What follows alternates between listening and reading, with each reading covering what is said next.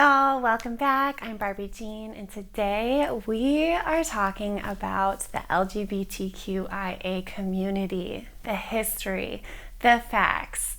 Because it is Pride Month, I felt like it was a perfect time for us to educate ourselves and learn. Let's get into it.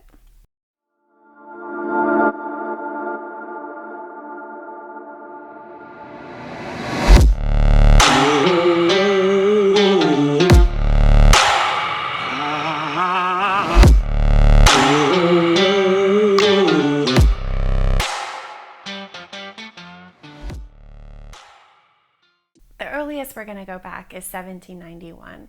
France became the first nation to decriminalize homosexuality. Jumping forward, 1897, the first registered organization for homosexuality for this LGBTQ plus community was founded in Berlin. Now getting into the 1900s, in 1924, this German immigrant founded the first U.S. organization in Chicago. Yay, Shy City. In 1933, the Nazis banned homosexual groups, banned this community, and banned like the academic research of sexuality. And in World War II, those next several years, homosexuals and people in this community were labeled with a pink triangle and sent to concentration camps to be experimented on, to be murdered. And then there was a little bit of progress in the 1950s. Lots of organizations became public. There were several publications that came out and magazines that were helping promote this community and making people feel welcome. But unfortunately, with progress comes backlash. In 1952, the American Psychiatric Association declared homosexuality as a mental disorder that stayed for 20 years, which is just insane. The following year, President Eisenhower signed an executive order that banned the people in the LGBTQ plus community from getting federal jobs. And he labeled it as like people with this sexual perversion are unable to get federal jobs. In 1961, the year my dad was born, to give you some perspective with this timeline, Illinois became the first state to get rid of these anti-sodomy laws, and that kind of decriminalized homosexuality for the first time in the United States. There was also that same year, 1961, this local California TV station released this first homosexual documentary, which was a positive step. But then, as we know, this pattern exists where then there's backlash. So in 1969, the Stonewall Riots occurred, which I'm sure some of you have heard of. Basically, it was at Stonewall Inn in New York. Police raided the establishment, which was a gay club or just had a lot of LGBTQ plus community people there. They arrested all these people for ridiculous reasons.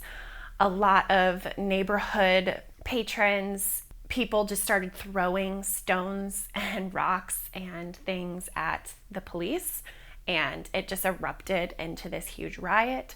There was protests that happened for days and days. It was the first time where I feel like a lot of people erupted in this fight for equality among the community, and that following year was the first big pride event, if you will.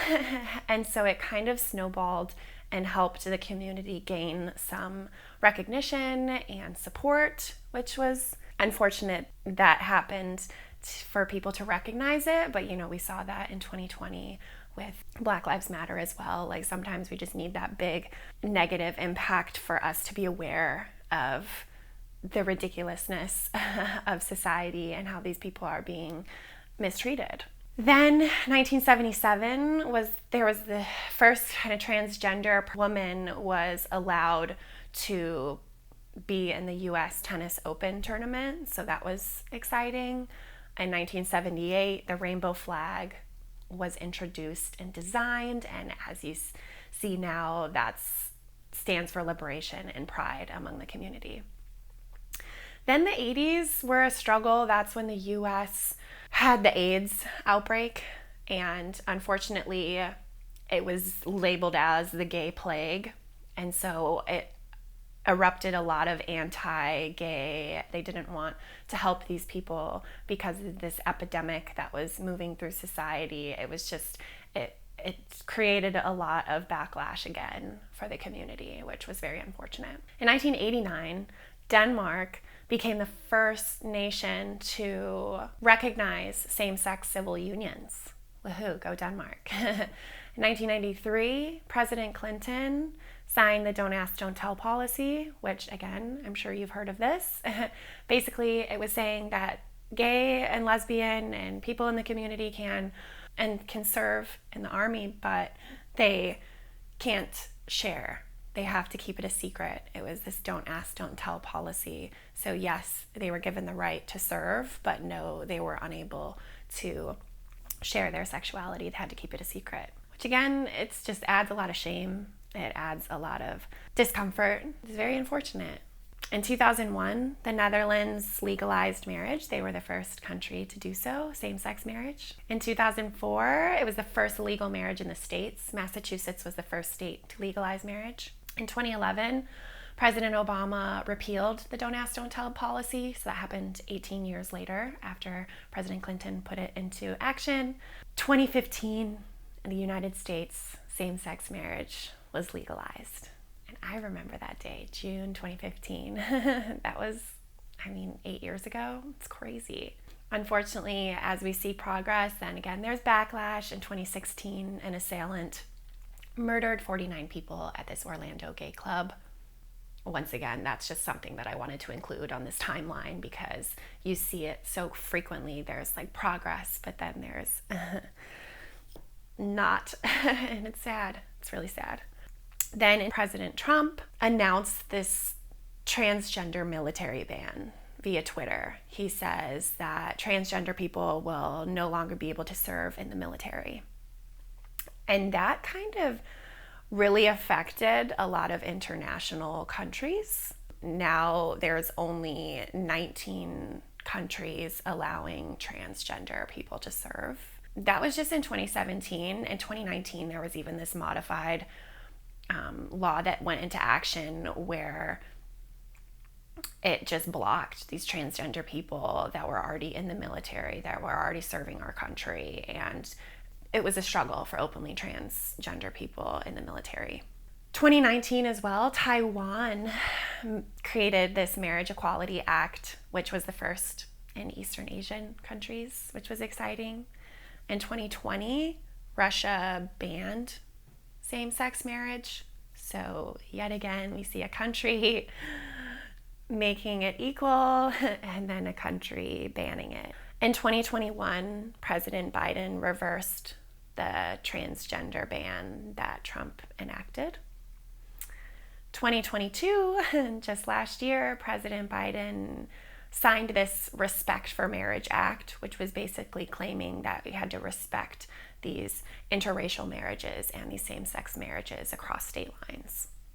So as you can see, this is just a little bit of a timeline for y'all, just to see how much things have changed and how much things haven't changed over the last many, many years.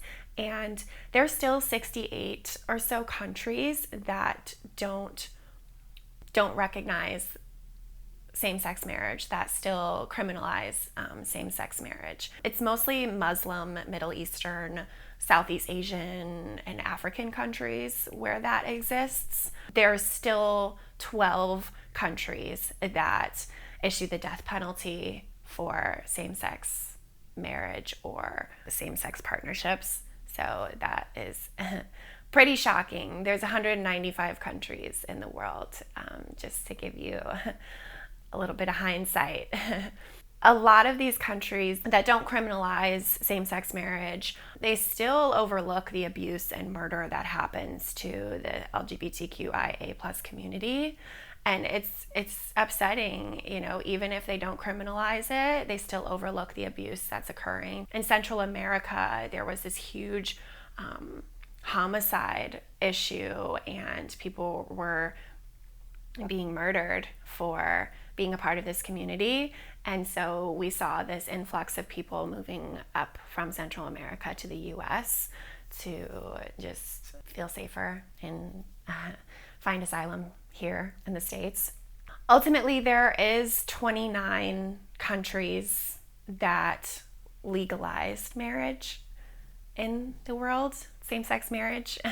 So we're stepping up, things are changing. It's happened a lot over the last 10 to 15 years. We still need help. We still need to remind ourselves to listen to each other, to be role models for kindness and inclusion. That's kind of my takeaway today, not only just to educate you on these facts, but to remind you to be a role model for the younger generation, to be a role model for our generation and even older generations, to show that people can be authentic around you, to embrace inclusivity and kindness among other people that aren't like you. I just want you to take action at the local level if you're feeling called to do so. If you have kids, brothers, sisters, cousins, attend some of those local board meetings and make sure that these kids are feeling like they're being included, and take action if not, and support each other in doing so. I think staying informed is also really important. A lot of this stuff I didn't even know before doing research today. And so it's just like it's kind of a heavy reminder that, I live in LA, and so I feel very supported and welcomed by the LGBTQ plus community. I have a lot of friends that are in that community, and it's just a very supportive place. I'm going to the Pride Parade this weekend. There's a lot of pride here with that community, but that doesn't happen everywhere across the United States, across the world. And so just reminding yourself to stay informed with these facts, to donate to organizations that you're feeling called to, that are doing positive reform and helping these people. There's so much depression, so much suicide among this community. And so it's really important for us, again, to just show our kindness and include each other in conversations, and don't put judgment and harsh opinions on other people that are different than you. So, and get involved if it feels right. So that's basically all I have for today. I hope you guys learned something. I hope you feel called to act and get involved. And if you're a part of this community and you just feel like you need an ally, you need someone to talk to, please reach out to me. I'm very active on social media, on Instagram. I would love to connect with you. And I will offer up some links below as well if you are feeling like you just need somebody to talk to. So thanks again for being here. I appreciate you all. Talk soon. Mwah.